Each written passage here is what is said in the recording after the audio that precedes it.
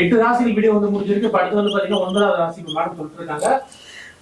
9 பாக்குறவங்களா பாக்கியத்தை அனுபவிக்க போறீங்க, சரிங்களா?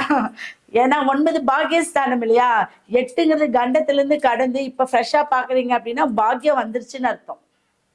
ஓகே, பாக்யஸ்தானாதிபதி 9ஆம் அதிபதி பாக்யஸ்தானாதிபதி மூல திரிகோணத்துல தனுசு தான் முதல் இடம், 9ஆம் பாவம் சொல்லுவாங்க. அந்த பாவத்துல ஒரு கிரகம் உங்களுடைய ஜாதக கட்டத்துல இருந்துச்சுன்னா நீங்க ஜெயிக்கக்கூடியவர்கள்.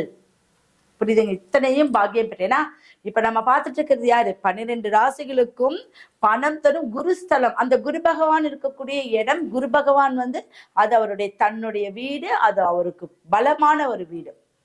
அப்போ தனுசுங்கிறது வில்லுன்னு சொல்லுவாங்க, ஏம், ஒரு விஷயத்த குறிப்பாக்குறது. அப்ப இந்த குறிப்பாத்து அடிக்கக்கூடியது, ஒரு விஷயத்தை கரெக்டா இப்படிதான் இருக்கணும், இப்படிதான் பண்ணணும், இப்படி போனாதான் என்ன, அப்படி வந்து ஒரு பர்ஃபெக்டா இருக்கக்கூடியவங்க தனுசுல தான் இருப்பாங்க.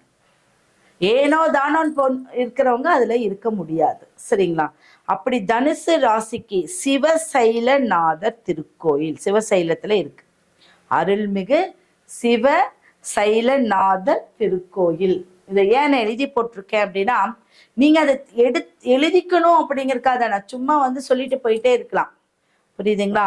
அப்ப இந்த தனுசுக்கு வந்து சிறப்பு மேற்கு தொடர்ச்சி மலை அடிவாரத்தில், மேற்கு தொடர்ச்சி மலை அடிவாரத்துல கடனா நதிக்கரையில் அமைந்துள்ள இயற்கை எழில் கொஞ்சம் ஸ்தலம். அங்க கடனா நதிக்கரை மேற்கு தொடர்ச்சி மலையில இருக்கு. இந்த சிவசைலம் சொல்லுவாங்க, ஸ்ரீசைலம் சொல்றாங்களா, அந்த சிவசைலம் இந்த நதிக்கரையில அமைஞ்சிருக்கிறதா இந்த ஸ்தலம். யாருக்கு? இந்த பாக்யஸ்தானம் பெற்ற ஒரு ராசினருக்கு வந்து சிவசைலநாதர் திருக்கோயில். இங்க வந்து பாத்தீங்கன்னா தனுசு ராசிக்கு அதிபதியே குரு பகவான் தான். நான் சொன்ன மாதிரி தனுசு ராசிக்கு அதிபதியே குரு பகவான் தான். அந்த குரு பகவான் வந்து சுயம்பு லிங்கத்தின் பின்புறம் வந்து இந்த தலத்துல பாத்தீங்கன்னா சுயம்பு லிங்கம் தான், அவரு சுயம்பா லிங்க வடிவத்துல இருக்காரு. அந்த சிவனுக்கே பின்புறம் ஜடாமுடி காணப்படுவது தனி சிறப்பு.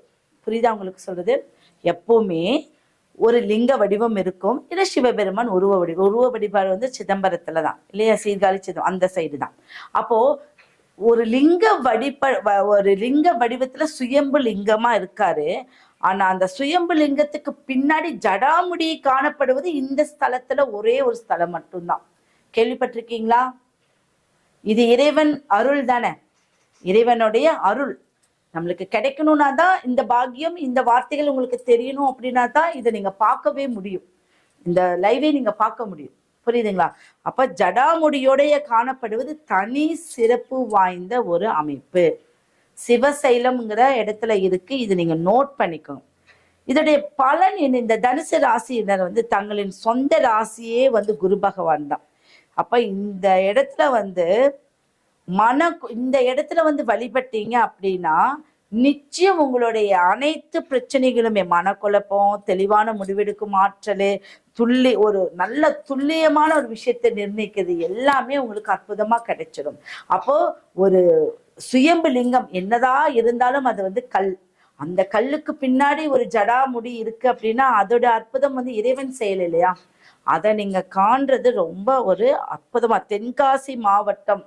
தென்காசி மாவட்டம் ஆழ்வார்குறிச்சி அருகே தென்காசி மாவட்டம் அந்த இடத்துல இருக்கு இந்த கோயிலை. நீங்க தவறவே தவறாதீங்க. யாராவது போயிட்டு வந்திருக்கீங்களா? நிச்சயம் இந்த கோயிலை பத்தி இப்பதான் கேள்விப்படுறவங்களா இருந்துச்சு அப்படின்னா நீங்க கமெண்ட் பண்ணுங்க, ஓகேவா? அப்ப இந்த ஸ்தலத்துல ஒரு நல்ல ஒரு குரு பகவான், அந்த ராசிக்கு அதிபதியே குரு பகவான். அதனால இந்த ஸ்தலம் அவ்வளோ பிரபலமான ஒரு ஸ்தலம், பவர்ஃபுல் ஸ்தலம். இந்த ஸ்தலத்துக்கு நீங்க போயிட்டு வந்தா பாக்கியம் பெற்றவரா இருப்பீங்க. ஒரு நல்ல தகப்பனா வாழக்கூடிய ஒரு அமைப்பு இருக்கு, நல்ல குழந்தைக்கு தந்தையாக ஒரு ஆளக்கூடிய அமைப்பு இருக்கு. பூர்வ புண்ணியம், சொத்துல பிரச்சனை இருக்காது, சுகத்துல பிரச்சனை இருக்காது.